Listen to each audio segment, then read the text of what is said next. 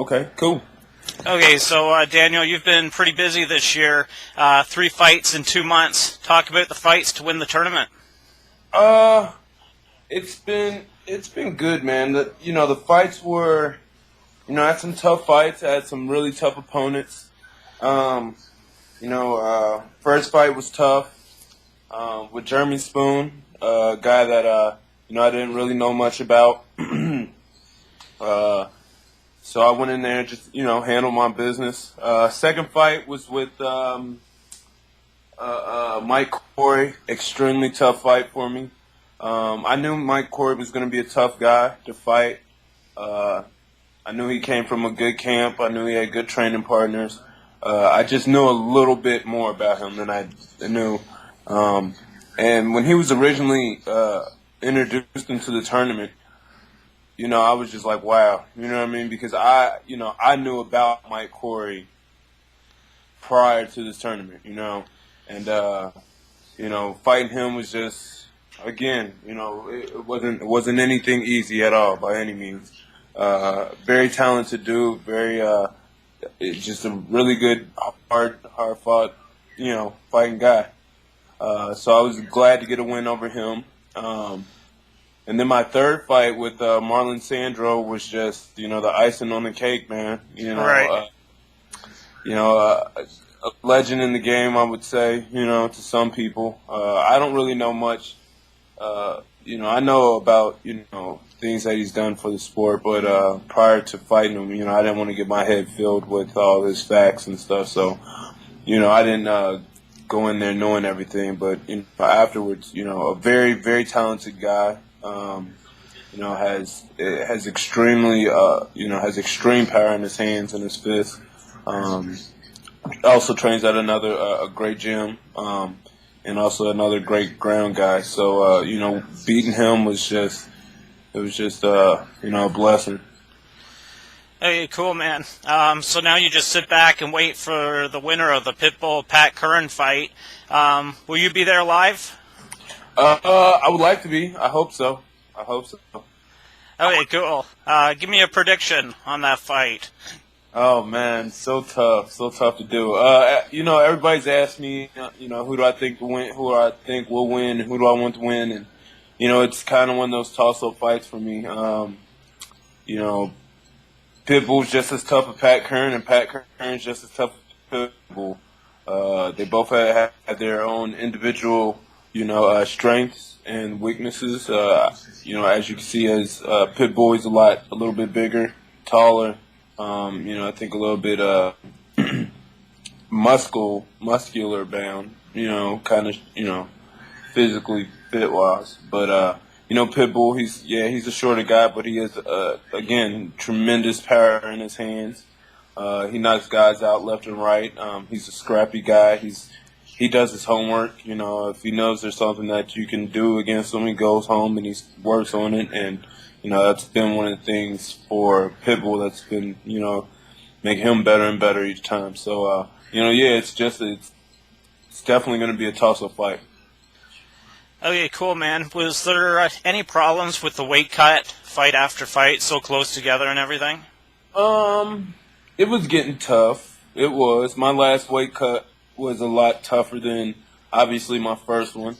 So it's hard to stay down there at that weight sometimes. Right. But to be in a tournament and to understand how we have to do this, we understand it's more than just have a fight, walk away for the next 4 or 5 months, have a fight. So when you can make weight consistently and stay on weight consistently, and not get too high for the fights, not get too it does it hurts and it sucks, but if you're tough in your head, that mentally, if you can work it out, then you can get through it. Okay, so you don't have a preference on who you would like to fight? No, just whoever has that belt, man. Just whoever has that strap. Okay, cool, man. What's the hardest part about being a mixed martial artist? The hardest thing is relationships, as far as not even like just with ladies, just family, friends. This isn't a job where and you go in for so many hours and come home, and you get to see your friends and family. It's not like that. With this job,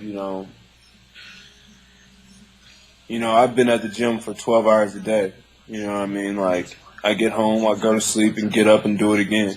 And all week I might be in the city or whatever, but, for months straight, I haven't seen anybody that I really hang out with or, family members or, my girlfriend or whatever because, I just stay so active with the gym and stay so active with my teammates, because when we're not fighting, our teammates are fighting. And when our teammates fighting, we have to be there to support them as well. So it's not just like a regular job where we can just, do as we please and have the best relationships with, everything around us. So it's really tough to, hold certain relationships for us. Okay, man, you've done the tournament thing and you've kicked ass, but would you like to kind of get out of doing these tournaments for a bit? Yeah, I'm glad that the tournament's over right now. I'm glad that I'm out of the tournament, that I moved on from the tournament to, maybe a title shot. And, Sure. Hopefully I can win that title shot and, start just having all 5-round fights for the rest of my life. But, yeah, I'm definitely glad that the tournament's over. Do you have any fight day superstitions? A little bit, sometimes, yeah. I always, when I go in and I fight, like the reason why, I wore my beard and my hair actually, is because when I first started, actually in Bellator, my hair was longer, and when I won my fight, I just didn't want, I didn't want to lose that, since it was like that last time, it has to be like that. So I never cut my hair, Right. And then, and the same as far as like my face, if I go into a fight, especially in the tournament, if I go into the tournament and I had my beard, oh man, I just had to have it the whole time. You know what I mean? So it's small stuff like that, prayers and, certain people I have to say I love you to and thank yous and stuff like that, but nothing bad as far as like, underwear and hand wraps and, mouthpieces and stuff like that. So. For sure.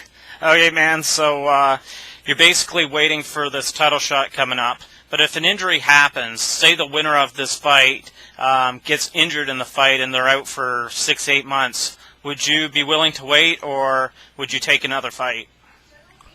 I mean, I'll always wait. And well, no, I won't say that. No, I won't always wait. I mean, I'm an active guy. I love to fight. If I have to fight, if there's an extended period where I just can't fight, or where my matchup isn't ready, and they offer me a fight, I'll probably take it. Yeah. My biggest thing is staying active. If I, to me, the whole you got to prove yourself or earn the title shot. If they need me to have another fight to prove that I'm the man that needs that title shot, then I'll take that other fight, But by all means, my only goal is to get that belt. So. Yeah, for sure, man. Well, I think you already proved that you deserve the shot. Here's a question for you, though. Prediction time, man. Big fight this weekend in UFC. Chael Sonnen, Anderson Silva. Who'd you got? Hey, man, I got Chael Sonnen, man. I do, and I know everybody's hating on him, and I think like this, when Chael Sonnen first fought Anderson Silva, I don't look at injuries, I don't look at the hype, I don't look at none of that, but I told everybody one reason why Chael Sonnen would beat up Anderson Silva, and the only reason was because Chael Sonnen isn't scared of Anderson Silva. You know what I mean? Everybody else has been terrified and wants to back down from Silva. And there was one guy that took it to him, and you seen what happened. So I think he can do it again. Hey, man. Well, I hope you have a great summer. Do you want to promote your Twitter or Facebook before we let you go? Yeah, for sure. Yeah, you can find me on Twitter at Daniel Straus. You can find me on Facebook at Daniel Straus 2, DanielStraus2. Straus. I have an Instagram under that same thing, Daniel Straus. So those 3 media circuits, man. If you guys looking to talk to me or hit me up, just catch up with me. Awesome, man. Thanks for doing this. Thank you, man. I appreciate it. Okay, have a good one. You too, bro. Okay, see ya. Later.